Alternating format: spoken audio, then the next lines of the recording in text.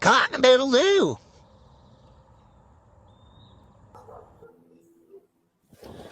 All right. Here we are sitting here where you're wondering what the hell we're going to talk about, what we're doing, maybe even who the hell we are. Hopefully not. But if so, here we are. This is our little podcast. We haven't quite even figured out what to call it yet, but we're kind of thinking about three country boys, even though you only see two. The other one's on hiatus. I am Matt Blanchard, the Tree Digs Myco Wizard Extraordinaire, aka Woods Ninja. We have our good friend Andrew here. Why don't you introduce yourself, Andrew? Hey, I'm Andrew Johnson. I'm a cultivator and a forager as well.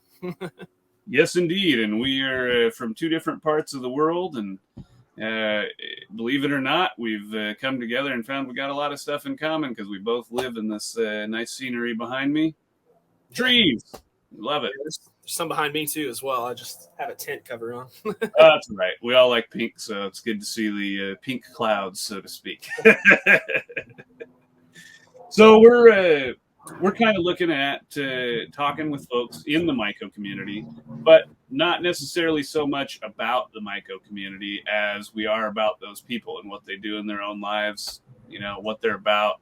You know, are they actually these awesome dancing, magic mushroom growing, exploring folks? Or are they normal folks like you and me, and they're just out there making money and doing their thing, trying to stay motivated like everyone else?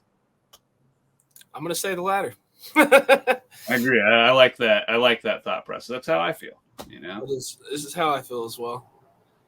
So I think today we're kind of going to go into a couple short introductions. We're going to interview each other here. Andrew and I are good friends, so this ought to be fun. We haven't discussed what we're asking, only that we come up with some questions. We're going to kind of go back and forth here, and we'll get to know each other, Andrew and I, and as well you all get to know us. Absolutely.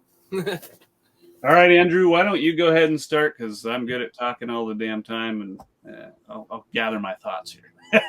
All righty. Well, I guess what kind of started this whole idea is, even though you and I are both from very far places away, we had kind of similar upbringings. You know, we were both kind of raised in the woods, both kind of taught how to hunt and fish and other survival skills. So I just kind of thought it was interesting to get two different perspectives from the same background, but a different background at the same time. It's an interesting dynamic for sure. Definitely. Yeah, I know here in Oregon that we have our own, I don't know what you want to call it, kind of culture in the community. We have a lot of farming, and we have a lot of these back pocket areas like I live in, where folks like me consider themselves woodsmen, but really, you know, we're 5 miles from the city, and we do all that city stuff too, you know. Yeah, I'm directly between Atlanta and Chattanooga, so it feels like the country here, but you can get to the city pretty quick. Right. Like, that's what I love about it. You know, I think you and I kind of clicked because we're both these country boys that were born in the woods. We love it out there, but we have big cities near us. We lived there at some point or frequented it there at some point, and we're these odd hybrids of outdoorsmen / city slickers. Yeah, and that also makes for an interesting play dynamic as well. It's I don't want to say best of both worlds, but you definitely get exposed to more, and you have more opportunities to learn different skills in situations like that. Definitely. Well, why don't you tell us about Georgia and what's different there, you know, than other places for foraging or for being a Myco enthusiast? Well, foraging in Georgia, specifically, I guess my experience and what I've learned about the history of why people did it and how people did it, a lot of it was passed down through my family, to be completely honest. My great-grandmother was alive during the Great Depression, so there was a large demand for finding alternate food sources. So they would eat things like poke salad, different mushrooms. They would eat any nuts they could find, and it was not because they were doing a hobby. It was because, you have to eat. Right. And so from a very young age, my great grandmother and my grandmother, both of them who helped raise me a good amount, uh, taught me how to garden, how to forage, and different skills outside that a lot of people didn't necessarily study anymore. For a long time, there was like a big scare about mushrooms in the South, and people stopped harvesting them. So there's like I want to say like a 2 generation gap where people just didn't really do it anymore. And now Hmm. it's becoming a more popular thing. So I have more people to connect with. I can learn faster, and it just becomes part of the culture again. Right. Well, it's great that you were able to tap those resources. A lot of folks, especially folks in our generation, they didn't listen to their elders. They thought, no, well, this is the new generation. We live in technology. We don't need to learn how to can stuff and dry stuff and preserve it. Yeah, the only, I would say the main reason I did listen was my great grandmother was so skilled. You would be like, "Oh, I've got a cough or I have a cold," and she'd be like, "Okay," and just disappear into the woods. You even heard me talking about my grandmother, her daughter disappearing into the woods the other day. And she would disappear in the woods and come back like an hour later and be like, "All right," and grind up something and be like, "Mix this into water and drink it, all of it." And then you would get faster than the kids who were actually prescribed medicine. Yeah. You'd be fine in a day or maybe two.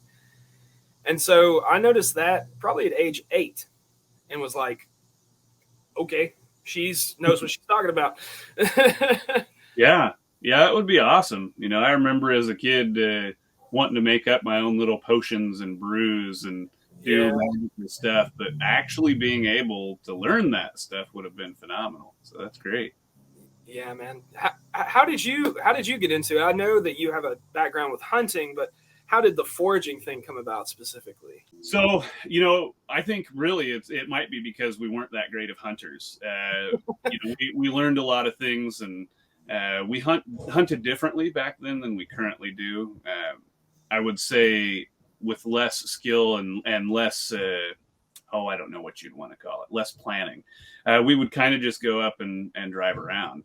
My grandpa, he was a logger, and one of his duties there was to bring food to the camp. So what he learned wasn't necessarily what we do now because there was a ton of animals out there. So when I get to go do it, 40 years later, it's not that easy. And I'm a kid with very limited attention span, and I got my big brother with me. He's, oh, this is awesome. This is what you can do, and you're gonna go find. Oh, there's a track right there, and go follow that. We'll go see if we can find this animal. And along the way, you see these bright orange things, and you're like, what? What are those? Those are those mushrooms? Are those like neon turds? I mean, what's going on here? And he was kind of an outdoorsman. He knew a little bit more than I did, and so he says, "Well, those are chanterelle mushrooms." And I found them extremely easy to identify. They're very obvious. I wouldn't pick anything else for a number of years, but I just loved going out and finding them because it was like this alternative. I knew I could track animals. I knew I could get close to them, but it is a very, very difficult thing, as you well know, to be an unskilled hunter and stalk an animal and actually succeed. Yeah, So just tracking and hunting they're two different things. oh, entirely. Yeah, and in fact, as you probably know, being able to track isn't the same as being able to see sign. If you can see a trail, then you can learn to track. Most people think they can track, but they can't even find a trail to begin with. Yeah. And So, a lot of you just pay attention and you can find them fairly quickly if you know what you're looking for. yes, indeed. Yeah. Yeah, it's just that I think it's pattern recognition. Again, what makes us good at foraging makes us good at finding trails. Absolutely. Especially pattern recognition plays into morels. Oh goodness. Do you do the decoys yourself?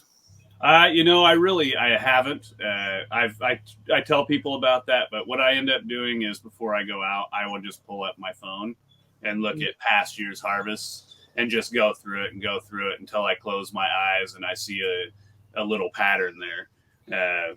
What Andrew's talking about, if you guys don't know, is a really, really good way to go out and pick morels is to look at them and stare at them, because they're not a typical mushroom shape. They're not this nice little dome, it doesn't stand out to our eyes. You need to recognize the little grid pattern that's on them. And they're very, very unique. And if you just stare at them, look at it and say, oh man, this is a morel. This is a morel. Wow, that's pretty. Well, you get into it a while, you start closing your eyes and you see that pattern behind your eyes. Like I just saw it. I just pictured it, and you go out to the woods and all of a sudden you'll start picking it out the corner of your eye. You'll be like, wow, how did I even see that? That's under a log over there. Yeah, they start popping, as my friends and I say. They're such a wild species to hunt. Oh yeah. Yeah, I love your morel selection. The tulip morel. I have never even heard of that, and I'd be curious if you could tell us a little bit about that and why it's so unique. Well, for one, it's a lot smaller, and it's usually about max size, 6 to 8 centimeters. It's going to be small, but as most others are, I don't know about the species where you live, but a lot of the species here depend on ash heavily, whether it be white ash or I think emerald ash is another one as well. And these tulip morels can live just with tulip poplars. So you can be in an area you wouldn't even expect to find morels, and then you find a patch of these tiny little short guys. And their morphology is a little bit more, it has a broader spectrum. So they look a lot different from place to place. Yeah, well, even in the same place, like I'll hunt from the same spot, you'll get ones that are like kind of pointed, like a regular morel, like a Morchella americana. They have that like almost cone. Like a witch's hat kind of look. Yeah, and then you can find some that look more like brains. They have like separate lobes that are connected, but that's true with a lot of morel species. This one just has the widest array of morphology I've seen. Interesting. And are they a saprophytic species? I don't know. I probably didn't even say that one right because I don't pronounce words. Read them.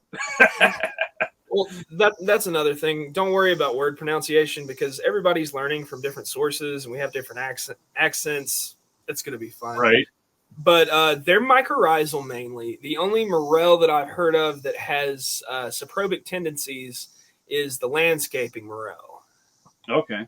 Yeah, that's the Americana. Is that right? I think that's hold on, I have it in notes. Yeah, because I know we get a few of them here, and they seem to always go early. Morchella rufobrunia. Interesting. Yeah, and they can even have pinkish. Yeah, I've seen some pretty good variety in those. The ones in my yard, they went from what looked like blondes to blacks, and you couldn't tell. The morels in my yard. Do you know how many people are going to rage when they hear that? Well, especially since 2 years prior to that, I actually did try and seed morels in my yard. I watched a YouTube video, and the guy was actually, I think, somewhere in Georgia, or somewhere in your general area, and he was making a slurry with yellow morels for his yard. So I did the same thing. I went out and I picked a local variety. I made a slurry with some molasses and some ash, some wood ash and airstone, and I poured it out there. Nothing the next year, and I was kind of like, whatever. Well, I also got bark dust, and then the following year, that bark dust grew a ton of morels, like a ton. Like I got some really good pictures. It was really great. I got maybe 3 pounds just out of my backyard, and they never grew again. Next year, not the next year, not the next year. Wow, that's amazing. Have you heard anything about the Dutch experiments? I have, yeah. In fact, I follow those guys on Instagram. I really want to find out the grass they're using, because that's the secret. Interesting. Yeah, I've The seen. Well, grass. that's kind of a newer one too, where they're actually what do you want to call it? It's not hybridizing, but where they're putting it in with the roots to create that or not rhizomorphic, the mycorrhizal pond. Yeah. Yeah, but I think prior to that, they were just inoculating dirt. Like, I don't know how they were getting it in there, but they were just feeding it with nutrition bags. Yeah, there's another complicated process, and that's why I played with the landscaping morels a little bit. Was they want you make a bed, and then you allow the bed to create truffles inside of bags, and then you remove the bags and do something else with them, and morels are supposed to come up from where you had the bags. That makes sense why they're hunting the truffles in the first place, the sclerotia, because I know for sure that like the key element to them is their giant sclerotia. Like they've got sclerotia like that big, and I can't remember how many millions of dollars they said it was worth, but like that is the thing to clone it, to get them to grow. Yeah, developing that, and then just having that one. We don't really know what chemicals make them fruit from the ash trees or the grass or whatever, but they need that one, because chanterelles, they're just about as far as chanterelles. Like they've figured out how to make them pair with bonsai trees, apparently. Well, I've seen here at OSU they're doing it with the Doug firs. Like they did that 4 or 6 years ago, where they actually replicated it in a greenhouse, and they had a first year tree grow a mushroom in its base. So like they're making some pretty good progress. But again, I think it's all relative to finding that one genetic freak that can do what you want, much like what you see in our community.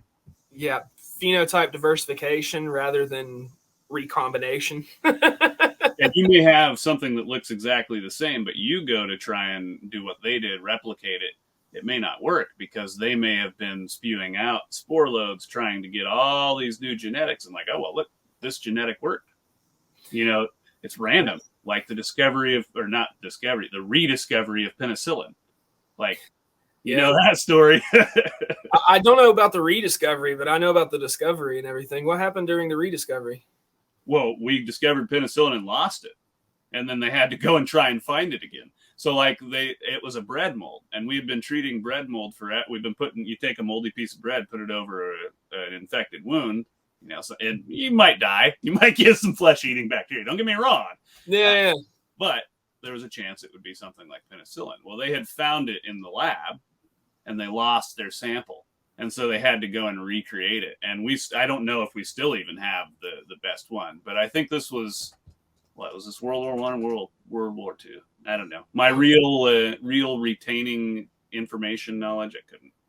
That's still so wild that something that is used on such a wide basis was, you know, lost, so to speak. Oh yeah, yeah. We could have definitely been here with no way to treat our infections other than the native stuff. Like I've seen lately, old man's beard is actually like a natural doxycycline, usnea, the green. Oh yeah, the lichen. Yeah, exactly. And so there's lots of that stuff that, you know, I think we had access to before we started calling things antibiotics, you know. Yeah. Before we had that whole classification of drugs rather than just the one. Right. Well, you know, it's like a lot of people say these days, we've followed plant medicine for the entirety of our history. We have only followed this organized medicine for a couple hundred years, really. Yeah. I mean, probably longer than that, but us as a modern society, only 100 years or so. Yeah, I mean, the Greeks did have quote unquote medicine, but sometimes their medicine was, let's cut out this bull's heart and sacrifice it, and right. That's right. how you get the combination of all things. But yeah, that's fascinating. Do you ever think about repeating that morel experiment? Because I'm hyper interested. That's one of my big projects I want to do, is like figuring out a repeatable thing with morels. Definitely. And I kind of, I don't know, maybe it's just my hope and my dream that I could redo it. But I think really the combination was in placing the mycelium and then giving it a food source that could decompose. But the variable being that it could have been in those bark chips that I bought. And it has nothing at all to do with what I did and is purely circumstantial. And that's why I only got one flush out of it, because it was in that bark dust that did its thing. And yeah, no more. I gotcha. Yeah, I've tried to do slurry with chanterelles in my backyard, and I've tried to do it with black trumpets, and I do eventually get stuff, but at the same time, part of me is like, what if they just never fruited and you never noticed, and they've always been there? Right, that's where you really could use some modern equipment. Like you could definitely pull out your microscope and identify it as mycelium belonging to some sort of fungus. But then you run it in through the DNA analysis and figure out, okay, yeah, look, I did in fact start growing this exact species here, Yeah, and it might even be interesting to try like a European taxonomy. Yeah. Because it'd be different, I know that's how they got all like the actual truffles in. Oh, really? They I don't remember where they did that, but again, there was only a couple phenotypes that allowed for that growing. And in fact, even when they had that perfect phenotype, they thought, and they could go and do it anywhere, I think they went and did like 7 locations or something, and only one of them grew. So there's a lot of conditions that they probably aren't taking into account. It's a lot like things you see in the mycological world, where folks will be like, oh man, I got tricked. It's got to be the spray bottle, or it's got to be the liner. Well, there's a million variables and a million varieties of contamination that could come in from different angles, So yeah, there's just too many variables to say this is exactly why we succeeded in growing chanterelles in this lab or morels in this greenhouse. And I think that's why they have trouble repeating it. Definitely. And then it eventually happens, and then they start looking at notes. Oh, what did we do different this time? And try to redefine parameters so it becomes repeatable after a certain amount of time.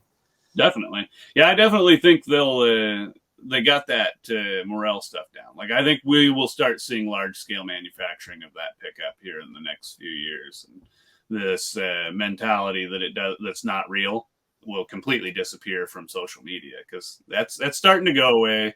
But I mean, you will still get those people like, oh, you're just buying mushroom seeds. You're dumb. Mushroom seeds. Oh, goodness. That's fascinating. What was another question I wanted to ask you? Feel free to edit out me pondering. Right. Well, it's something that I'm honestly curious about that I've never asked you. What made you get into agar? There's a million things in mycology supplies that you can. Here's where the revelations come in. So I didn't learn agar first. I didn't learn sterile work first. I learned how to grow mushrooms the same as everybody else, the shitty way, by buying spore syringes, injecting them into grain, and seeing what the hell happened. Well, as you all know, that doesn't always work out well. And in order to succeed, you need to do a lot more. You need to, say, do 10 bags instead of 1 to see that you get 2 or 3 to succeed. So I got to where I was pouring 100 plus plates a week. I wanted to show off all my work. This is all for myself. And so I decided, well, it's a good idea to start telling people I sell agar. Might as well. I'm pouring extra plates. I don't need all these extra plates. It's a good excuse. This isn't exactly a hobby at this time that you can tell people you do unless you have a reason. And so my reason was to sell the Petri dishes. And, I originally did it as a way to justify my hobby or to excuse my hobby to people that didn't understand. But also, it ended up paying for it. It was kind of like a way that I didn't have to buy agar. My agar was paid for because other people bought it, and they're buying the supplies gave me enough I could pour my own. So it's kind of like a wash.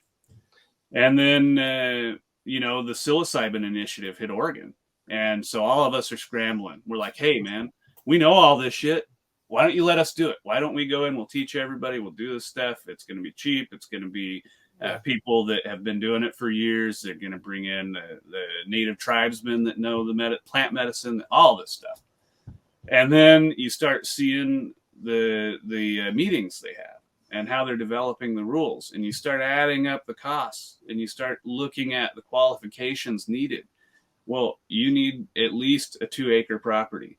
You need at least one medical personnel on staff at all times, 24 hours a day for the people that are on taking your medicine. Your product.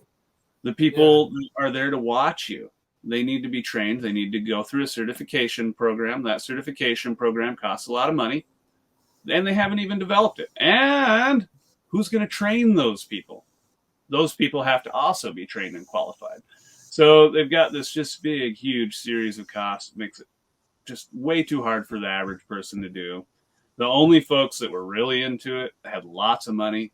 Some people that I really respect that were going to get into it said, screw this. You guys have just ruined it. I'm not going to invest in this. It's a lost cause. And so I'm sitting here like, well, gosh, this is my business. I've sold my house. I've invested everything into it. This is what I do, And so what am I going to do? I am going to sell something I can sell legally.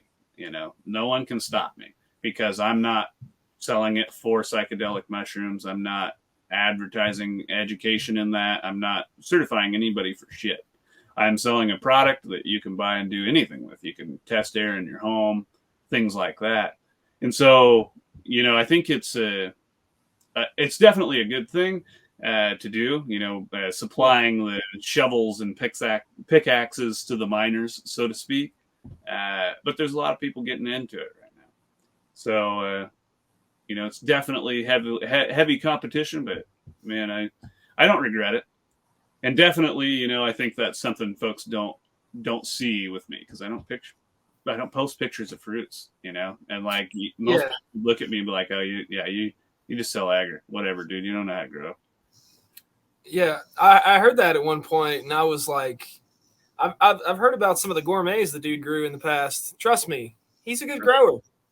Well, like as we progress here, that's part of what this podcast and part of what our websites will do for us. We'll start promoting informational websites here that put a lot of that stuff out there, what we've done, what we're about, but also how to achieve those same things. But dude, when I was growing, I haven't grown for over a year. It's different. Even in that time frame in a year, there's been a lot of changes. A lot of things are now acceptable. There's a lot of techs, if you will, that have changed a little bit and allow for folks more freedom to do things that used to be frowned upon, like have fun and experiment. Oh yeah, I'm waiting to see this. This probably won't go up anywhere before I post it, but I'm waiting to see what the community does when I take an actual empty grain bag, empty about 12 Uncle Ben's into it, actually pressure cook it, and then knock it, and see what the community does, how they respond to that. Right. Well, that's like what I was telling people before when they would complain about it. It's like, hey, dude, why are you telling this guy he's dumb? Why don't you just say, take that instant bag, put it in a pot of boiling water, minimum amount I could do to try and sterilize this thing further. Yeah. Or, like you say, put it in an autoclave and sterilize it. Whatever you got on hand, you can use. I mean, dude, look at what these folks in third world countries are doing to survive, literally to eat.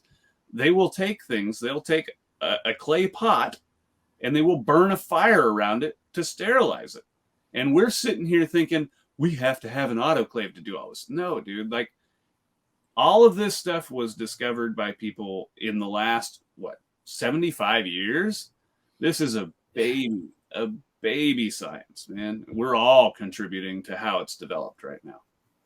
Yeah, and that's one reason it's so exciting as well. There's so much to find. There's so much we don't know, and so it's going to become a very competitive field very quickly. It will, but I'm not too worried about it. Mainly because I don't think you and I are trying to be rich millionaires. We're just trying to pay for our lifestyles and have fun.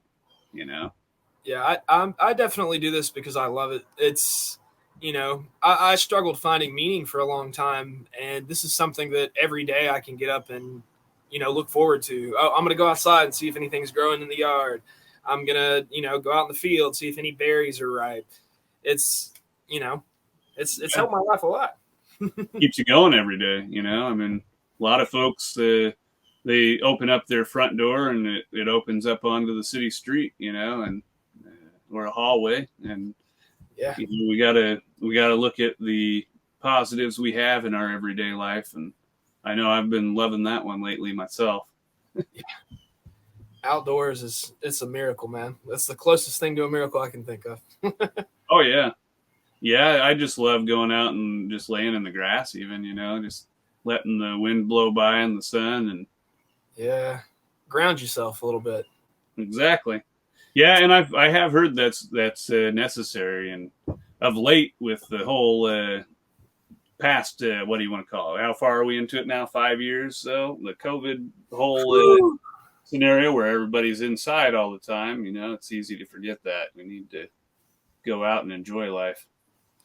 Yeah, and that foraging during all of that was a godsend because I don't know how much our listeners forage or do anything like that, but you can go out with a fairly big group and not talk the entire time. Oh yeah, you might be out for 4 hours, just people walking. The only time you hear a noise is if somebody finds something interesting, and you'll hear or some kind of declaration of happiness. What's that?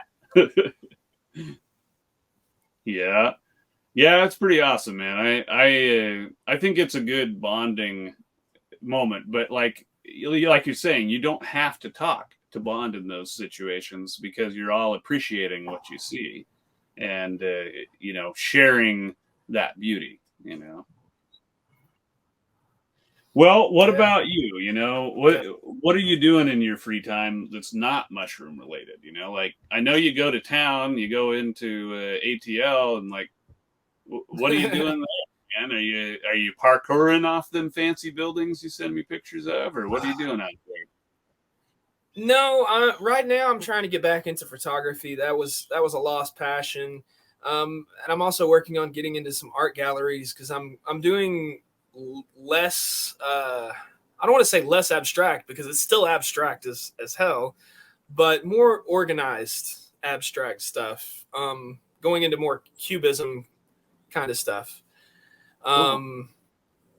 What else have I been doing? And I worked so long in the Atlanta food, like the culinary industry. I'm always doing something with a chef when I'm down there, whether it's trying to come up with a new recipe. Right now, we're trying to make a cheesecake that has both shiitake and hazelnut in it. And it's a challenge. Yeah, that would be good. I sometimes forget that you have that background. I don't have the means to tap that resource now, but man, I love to make good food. So like I keep forgetting that you got all the little tricks, and maybe that's something we'll have to do when we get our websites going and putting information, some recipes out there and some how-tos. 100%, dude. The weirdest thing I've learned lately is apparently you can make soda with pine needles. Weird. Yeah, they gather a natural yeast on the outside of these certain pine needles, so you can actually carbonate a drink with pine needles. It's cool. It's astounding. Who taught me that? I should at least give them credit. I believe it was the guy that owns the Deer and the Dove in Buckhead in Atlanta. I can't remember his name. Yeah, I love stuff like that, man.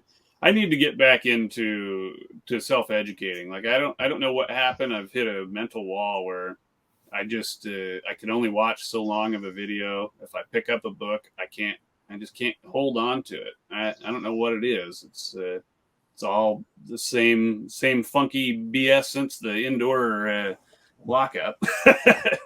Yeah, and I think a lot of it is it's really hard to find passionate people talking about the subjects we want to learn about.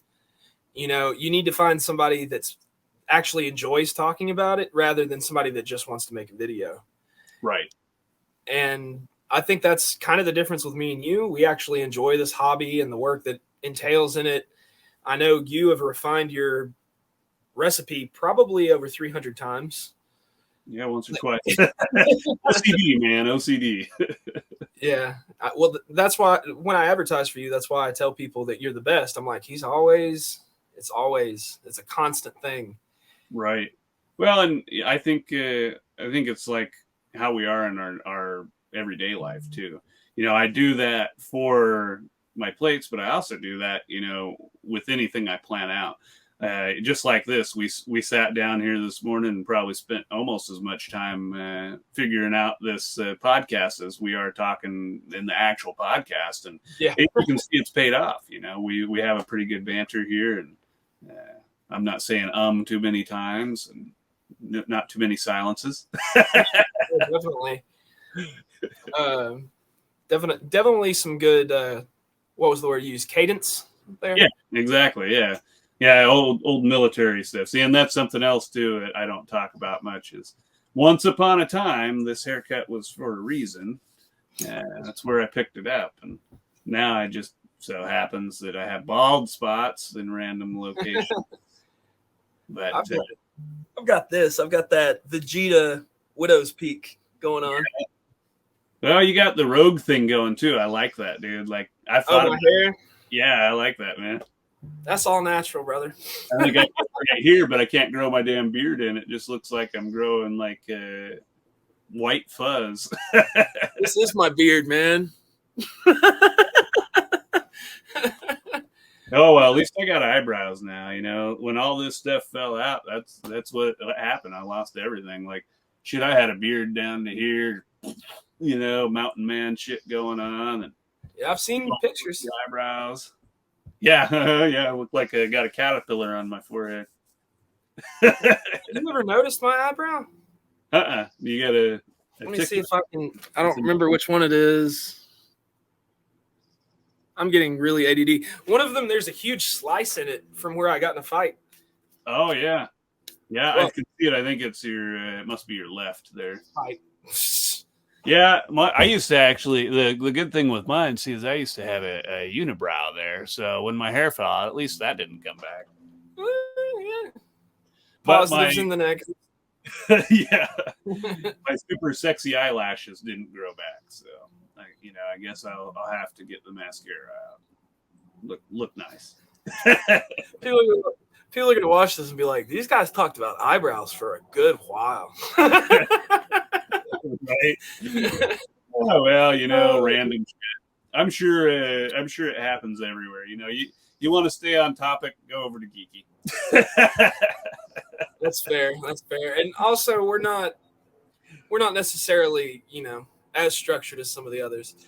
But your military background, you were talking about that a little bit. We both have a little bit of background in that. What exactly did you went through training? Did you serve some? What was that like? So I was in for 3 years, nothing much, just a minimum. And I was a combat engineer, and I ended up getting a medical discharge right before Iraq and Afghanistan. So I was in right around that time when the towers fell and things were all crazy and whatnot. But I didn't actually end up going to war, just training for it. So it was fun, got to blow some stuff up. That's always fun. Blow some stuff up and build it. But I'm sure even the training and the time that you did, the structure helped a lot in your everyday life. Yeah. You know what I mean? Definitely. So, like, when I was a teenager, I had this weird phase. So, I was like a square. I was this total goody preppy kid. That's what we called them back then, I guess. Preppies. And, We call wearing slacks and nice shirt to school. So that, you had to, shit like that. collars. Yeah.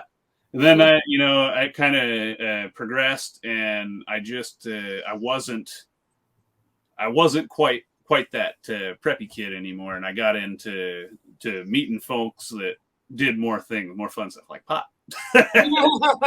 And so I kind of got to going bad, like I was on a bad path. I was hanging out with people selling drugs, and I was involved in a couple robberies, not on my end of it.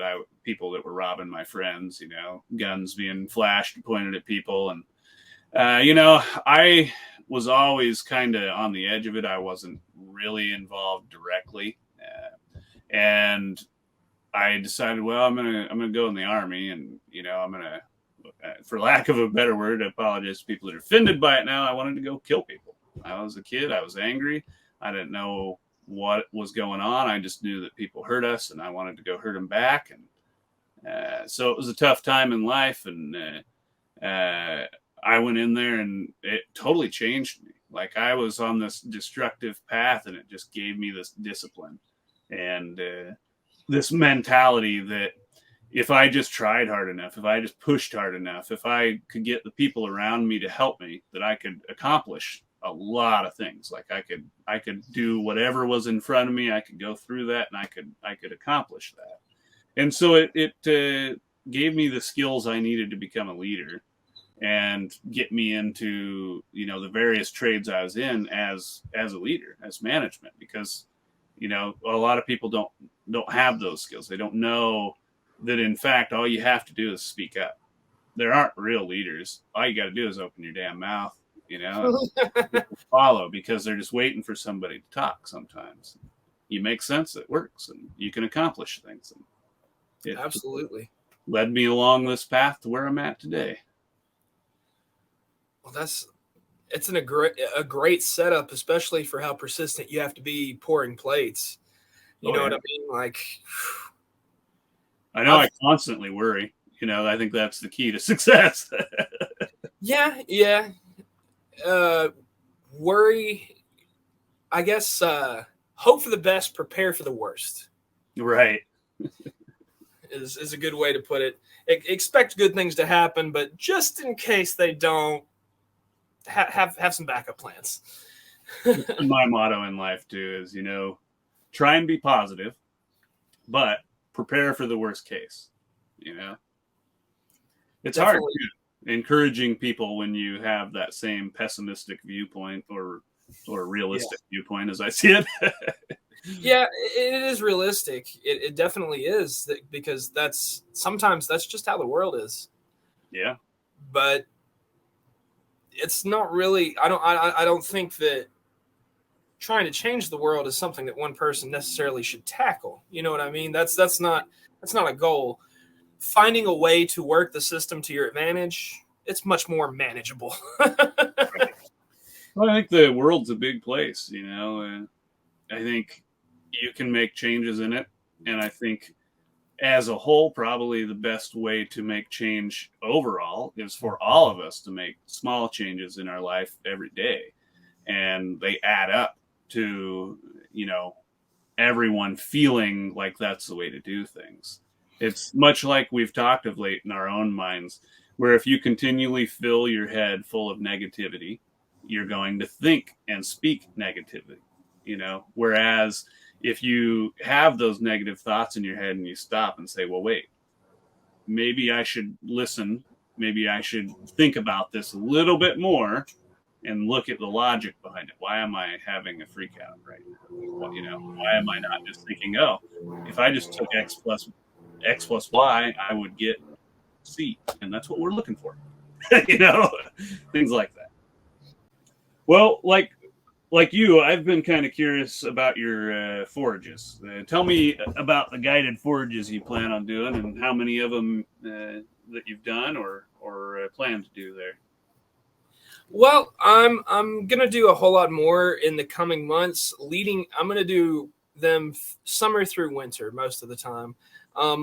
In the past, I'd done some with some of my mentors, but I was like a third wheel. Even then, they'd be like, "Oh, this is this species," and I'd be like, "Yeah, dude, you can eat it," you know.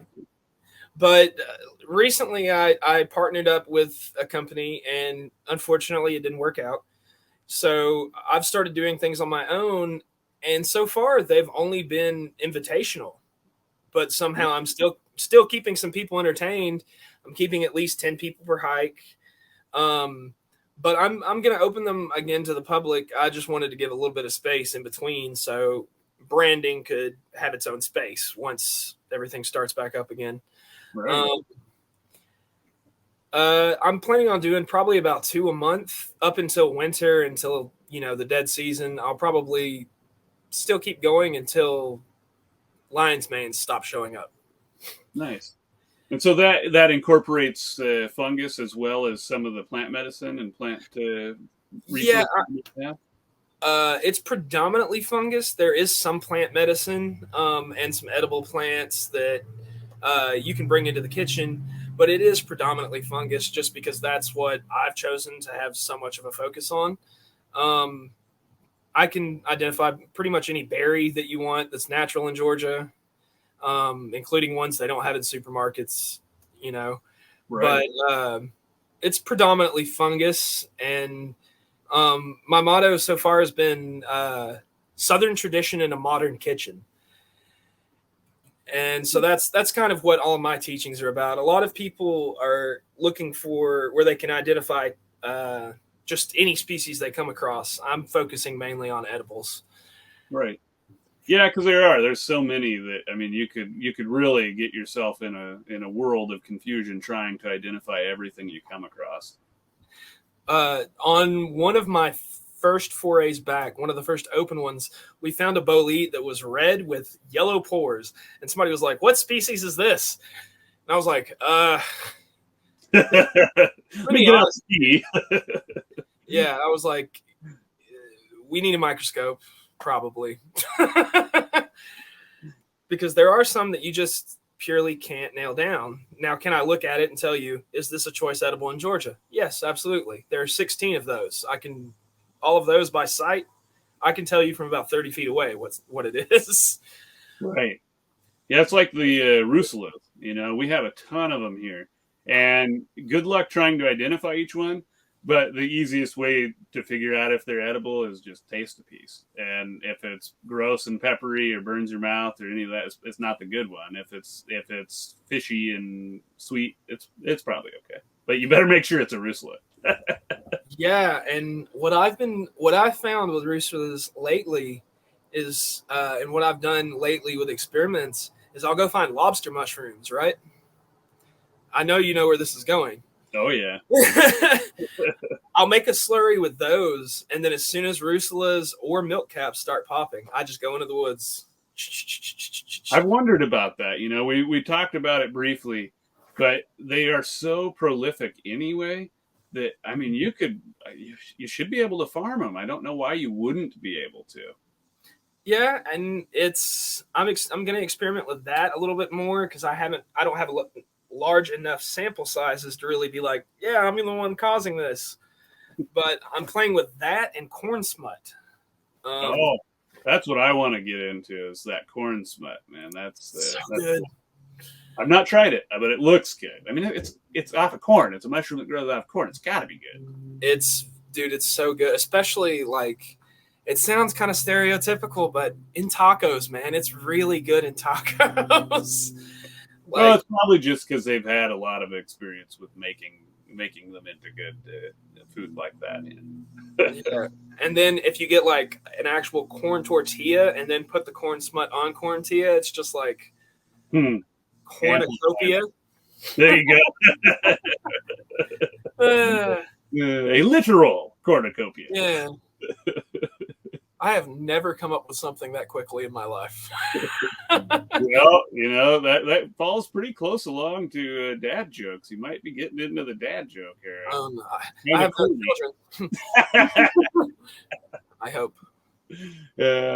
So You were telling me about those forages and what you came across one time really interested me because you sent me that picture. Do you take people to the staircases when you do your forages? Are those along the way? Uh, I try to avoid them. You think they You want me to probably? talk about the stairs? Uh, you got me. You caught me off guard. Okay, but there's this weird phenomenon. I don't know what causes it or what. Some people are going to think I'm crazy, but deep in the woods, far from human civilization, most of the time, I'm talking miles away. Sometimes stairs appear places they shouldn't be, and there's no house, no people, like just. And I've even seen modern stairs. I'm not talking about just stones stacked up in a. I'm talking Right. about like Victorian style stairs pristinely in the woods, and you get all different kinds and stuff. Well, oh god, I'm getting goosebumps. Weird Yeah, things I happen. they creeped you out so much. I just remembered being fascinated by them. Yeah, weird things have happened to people that have come in contact with the stairs. I personally don't touch them and I don't go up them, but and a lot of people will say the story is fake. I have information that it may be truer than some people think. But there was a story that came out that a kid went up some of these stairs and they unfortunately found him passed away at the bottom of them. Well, this kid had no injuries whatsoever, but they went ahead and did an autopsy and they found quarter sized holes punched in his organs. Weird. So nobody knows how that happened, why it happened, but the thing that really freaked me out was I thought it was kind of a, kind of a Bigfoot. That's a Right. good comparison. Right. And supposedly it's like a natural thing known among search parties. So of course I'm in the South. There's big tracts of land here. I know somebody that does that kind of thing in parks. I brought it up to him, and I have never seen somebody's face change that quickly. From Just didn't want to talk about it, huh? he's like, we don't really talk about it. Just stay away from them. Was his response when I brought it up because I was like, do you hear the shit about the stairs? And he's like, Right. Well, there's some of those things that even people who experience them are skeptical. I've always been one of those people that I've seen weird shit in my life, but I'm a natural skeptic, and even in my own head. And so I think we don't often talk about it, and so we don't have as much information about that stuff. Who knows what happened there? There could have been anything. Yeah. Like you say, it could be a stairway to a new dimension or a parallel dimension. Did I tell you about my one experience was touching them? I don't think so. I live where there's a huge tract of land where people like somebody owned it and unfortunately they passed away and nobody's like claimed it or anything. So there's just a huge tract of land right behind where I live. And so I've been going in there probably since I was 8 or 9, even by myself as a kid. And I know where to enter. It's the same forest. It always has been. So I go by where a cow graveyard is, enter, I go on in, and I usually walk straight across, and it's miles, and I get to another road, and a family member will come get me. So one day I went in there, and I found some stairs, and I decided to touch them. I don't know why, but I did. And I was like, okay, whatever. Kept walking, was like, I'm going to get to the road. I need to get out of here. I think it's going to storm soon. I came back out exactly where I entered. Weird. And you, of all people, know this. Once you understand a sense of direction in the woods, it does not matter. It does not matter. You can go literally anywhere, and you will find your way to right yourself. Right. Yeah, if you have a basic understanding of your terrain and where you're at, and you have been in the woods most of your life, you naturally navigate that way, and so you don't walk in circles typically. Yeah, and so that happened to me, and I kind of chalked it up to I'm stoned or something, Right. And then the thing happened with my friend where his face changed, and I was like, what if it wasn't just me? Right. Maybe that wasn't just a glitch. Yeah. And since then, I don't touch them. Yeah, I remember because like you had sent me the picture or told me about it, and I said, "Man, do you ever go up them?" I would. That would be the first thing I would do, and I'd probably be the first guinea pig on that. Yeah. But then Yeah. again, I got more balls than brains in certain scenarios. So. Oh yeah, me too, definitely, especially when it comes to like reptiles. Oh yeah.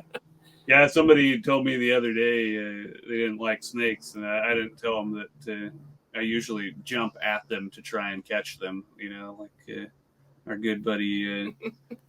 Oh, see, I I was foraging with a friend recently, and he knows how I feel about snakes, and we found a copperhead, and I was like, I'm gonna kiss it. I'm gonna give it a kiss real quick. And he got genuinely concerned because he knew me and he thought I was serious. He was like, dude, just not, just please.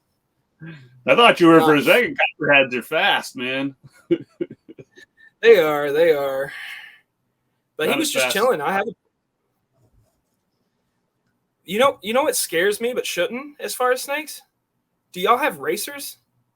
We do, yeah. We have a ton of them. They're not aggressive at all. Like, they're scaredy cats. The ones that just like you'll see, right, and then they dash off really quick. I'm for some reason just their quick movement scares me. huh? I don't know what Yeah, it is. I think it probably is because there's so damn many of them. I mean, like I will catch them when I'm walking on the trail. I'll hear them. I'll hear them slithering under the underbrush. I won't necessarily see them so much, but you also have real ones to worry about. Like you get ones that'll actually bite you there and insert venom. I don't have that. Like we have rattlers, but like very very seldomly will you ever see them. The closest thing you'll see here is a bull snake, and most people think those are rattlesnakes, but no, we killed them all off years ago. In fact, they've got them protected now because there's several in Oregon that are, I forget what they call it. It's a universal anti-venom. So you can use these little tiny Oregon rattlers. You can use their venom for any rattlesnake venom. But you can only use their venom or anti-venom to fight their venom. And so, like, if you get bit by one of these rattlers in Oregon, you have, I don't remember what it is, like a 30 or 40% chance of living because there's only 2 hospitals within flying distance that have it, and they're all 2 hours away from where the snakes are at. Whoa. So, but we don't see it. You have less of a chance, but when you do get bit, it's a little more dire. Right. Yeah, because I would imagine you can go into any hospital in your state and probably get anti-venom, cottonmouth, and rattlers and copperheads real easy. But we don't Timber know. Rattlers, cottonmouths, cottonheads, or copperhead, excuse me. Yeah, there's a lot around here that can mess you up. Coral snakes. Oh yeah. I used to love those things. I would try and catch them because they aren't real aggressive. They are very poisonous. But the corn snakes, you could catch the corn snakes and they would play on your hand. They just curl around your hand and shit. But yeah. I love corn snakes and I love black rat snakes as well. What's the saying? If red touches black, you're never coming back. Is that? Yeah, I can't honestly. They've made so many sayings; it's hard to remember because everything rhymes at this point. So people are like, "Are you a safe fellow or are you a dead fellow?" Yes, that's right. If red touches yellow, are you a dead fellow or a safe? I don't know. It's a bad saying. Yeah. I honestly, at this point, it's like a pattern recognition for me. If you ask me, okay, what color sequence is it? I can't tell you. But if one's in front of me, I can definitely tell you which snake it is. Yeah, I saw where you could look at their eyes. So the corn snake has round eyes, and the coral has slightly pointed, slanted. Yeah. Whereas you get into the vipers, and they have really specific eyes. Theirs are much longer and more Yeah. defined. I don't know what I was thinking, but I just about picked up a copperhead last time I was in Arkansas because I had convinced myself that it was a baby, some other kind of snake. I can't remember what it was. Uh, but I went down to reach at and pick it up, and like just something about it made me change the angle, and I could see the formations on its back, and it was absolutely a baby copperhead, and it would have messed me up like if I had Yeah. tried to grab it. Copperhead has the Hershey Kisses on it, right? They kind of, I don't know where, if it's regional, but these ones kind of look sort of diamond like on its Gotcha. back. Not like a rattler, but it Yeah. was a leaf pattern. Like Interesting. to me, that's what it looked like: tan and like a reddish tan pattern. Beautiful, beautiful creature. I took pictures of it right before, and I even posted something. I'm about to pick this little guy up, something like And that. then Then I realized that it was a baby copperhead, and nope, I walked away alive. that might have even, honestly, herpetology might have even led into me doing mycology, because I wanted to be crocodile hunter when I was little. Like, I was catching all kinds of stuff. Groikey, that's Yeah, one. yeah, he was such a big inspiration. He was having so much fun doing this kind of stuff. You know what I mean? Yeah. Well, and that's it too, man. Like that's my biggest thing with why I'm in the field I'm in and what I'm doing is I think specifically in our generation, we were taught that we could do what we want. And it's actually not that simple. And we've struggled most of our lives to get to a point where we do things that we enjoy. And I think a lot of us, like you and I, honestly, I think we're living the dream. We may not be rich, but we're doing what we want. We're getting paid to live our life, and people enjoy it, And I think that's great. We should all enjoy each other's lives like this. Definitely. And I think the less people that have to are forced into that thing they don't care about, the more we'll get people that are happier in their situations. And, there'll be more blending of people, bringing more, not necessarily bringing more to the table, but just like, if we can work with somebody that is happier much easier than somebody that's necessarily distraught over something they have to do. Right. Yeah, I think what we see is a lot of people that are more open to working with other people, even people they may not agree with on every level. For all of these things, any of even the foraging and just going outside, just going for a hike. I think what we do these days to isolate ourselves is stay indoors and do stuff electronically.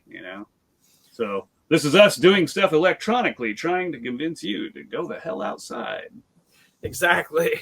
Even if it's just for 30 minutes a day, go outside, get some vitamin D, and some exercise. Get that blood flowing. Oh yeah, that's helped me a lot with my sluggishness. We'll call it that. Right. Yeah, I'm with you, man. I'm just lacking motivation these days, and it's starting to pick up. And I think a lot of it is seeing other people get out and enjoy life too. Making you do it. Yeah, and sometimes that even helps me get a kickstart. You know what I mean? Like, oh, well, people will like these write-ups I'm doing, or maybe somebody will learn how to identify this a little bit easier. Yeah. And it's just, a lot of people helped me getting started as well. Like, there's, well, you, of course. There's Madden. There's a lot of names that I could name. But, if so many people help me, then I should pass along too. Definitely. Well, and it gives it completes the cycle, so to speak. You can teach people all the time, but if you also don't learn, you're missing a piece of that cycle, and you get to this point where you don't have the information you need to teach, and you don't have the skills to learn. And so, you just have to be careful and avoid those things and just always learn and always teach. and not assume that you're either fully educated or not educated at all. Just keep learning. Yeah, in mycology, you will never be fully educated, um, especially when it comes to identifying things. Frosty bolete is a very good example. I'm sure you've heard my rant about the frosty bolete. Yeah. They've changed the classification for the name 3 or 4 times now, and it's finally, and it happens with other species. Like they changed Amarilla tubensis to Desamarilla capitosa, the honey mushroom. They reclassified that. So even people who know, like, yeah, I can tell that's a honey mushroom. Okay, what's the Latin name? Because it's changed in the past 6 months. Right. Yeah. What even are boletes now? I saw somebody post one the other day, and I was like, "What? What?" Dude, there's so many. There's like I'm studying Tylopilus right now, or Tyleopilus, however you want to, because it's. I'm sure you've hunt bitter boletes before. I've seen them. I haven't specifically gone after them though. It's in the same genus as those, but it's solid black and velvety, and it's one of my favorite mushrooms I've ever found. But most people ignore it because it's in the same one as the bitter bolete, even though it's delicious. Hmm. But there's so many genus of bolete at this point. Like you've got retro boletus, you've got the regular standard boletus, you've got oro boletus, neo boletus. There's the section of guild boletes. There's so they've divided it so many, and it's fascinating to watch. But at the same time, I'm just like, let me finish, please. We're good. That's enough. Well, one thing I wanted to touch on, I think we'll get to kind of wrapping up here, but one thing I wanted to touch on was our missing friend, my brother Moose. Oh, yeah, Moose. Who you have yet to interact with and meet. He unfortunately lost his father last week, so he's unable to be here for our pilot. But, we'll probably do another one where I'll sit down with him and we'll kind of do the same thing and maybe bring you in halfway through and we'll get to know everybody. Moose is a fellow Oregon boy, and he's a bigger boy even than me. He's a big, tall guy. He's got a big old moose right on his arm, right where they put in his bionic replacement because he got run over by a semi truck and only ended up with a broken arm. So we'll have some good stories, and we'll go into that, and hopefully he'll be recovered from his trauma and not have to talk about his pops passing away. But it's really awesome to get out here and talk to you, Andrew. And I don't know if you want to share any of your Facebook or Instagram handles for where people can find you and get a hold of you. But if so, I'd do so now, my friend. Just find me on Facebook. I do have some stuff on Instagram, but I'm still not taking it as seriously as I should for promoting it.